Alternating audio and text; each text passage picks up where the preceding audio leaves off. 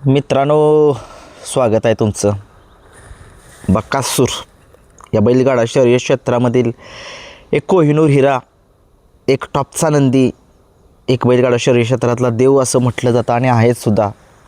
परंतु वारंवार बकासूरचे पराभव होत आहेत.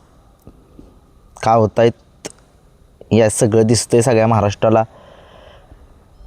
2 आणि 3 नंबरचे नंदी बकासूर सोबत पळत आहेत आणि काय तुम्ही बघितलं काय होतं आहे. बकासूरचं स्पीड आहे, परंतु बकासूरला नंदी जे आहेत ते पुरत नाहीत. कारण की तुम्ही बघितले आजारपणातून तो उठला आणि काय कमाल केली त्यानं. बघितली सगळ्या महाराष्ट्रानं बघितली. यतगावच्या मैदानामध्ये सुट्टा 1 नंबर केलेला होता सुट्टा. परंतु त्याच्यानंतर एक 2-3 मैदानं पळाला तो.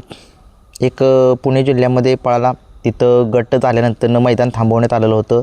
ते कारण मी तुम्हाला माहिती आहे. नंतरनं एक मैदान झालं, त्या मैदानामध्ये आता कोळेचं मैदान झालं. त्या कोळेच्या मैदानामध्ये सुद्धा बकासूरचा सेमीला पराभव झाला.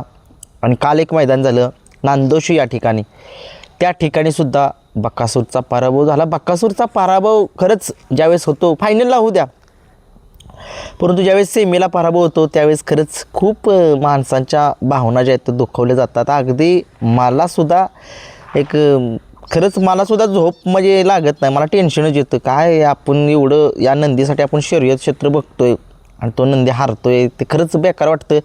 कारण की बघा ह्या बैलगाडा शर्यत क्षेत्रामध्ये आपण त्या बकासूरमुळे चालू आहे. आपल्याला काय एवढं माहीत पण नव्हतं शर्यत क्षेत्रामध्ये, पण त्या नंदीला विसरून नाही चालणार. कारण की त्याच्यामुळेच आपण आहे, आपला चॅनल आहे, त्या नंदीला नाही विसरून चालणार. परंतु तो नंदी ज्यावेळेस गुलालात असतो त्यावेळेस तुम्हाला सगळ्या महाराष्ट्राला आहे, मी सांगायची गरज नाही, आपला आनंद वेगळाच असतो. आपल्या डोळ्यातनं सुद्धा पाणी येतं. शेवटी एक आनंदेश्वर असतात.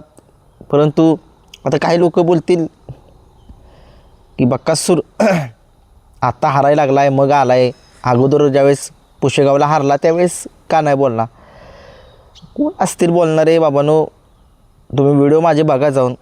आवाज कुणीच उठवला नव्हता, मीच आवाज उठवला होता की बकासूरवर अन्याय झाला होता, तर झालाच होता. तर वाटत कोणाला असेल तर तुम्ही आपला जाऊन बघा, जुन्या चॅनलवरती जाऊन बघा. किरण शिरतोडे ब्लॉग्स या चॅनलवरती जावा. पुशेगावचं मैदान झालं त्याच्या दुसऱ्या दिवशी सकाळी 7-7:30ला व्हिडिओ पडली आहे. बकासूर अन्याय झाला, अन्याय कुणी केला, कोण काय बोललं बकासूरला याच्याबद्दल कुणीच आवाज उठवला नव्हता, पण तुम्ही उठवला. बकासूरती प्रेम आहे म्हणून उठवला. बाकी काय मला काय वेळ नाही लागलं.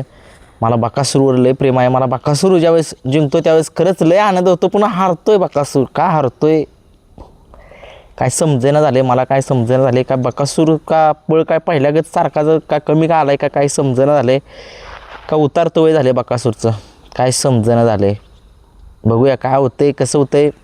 बकासूर टॉपच्या पायऱ्यात पळावा सगळ्या महाराष्ट्राची एक इच्छा आहे.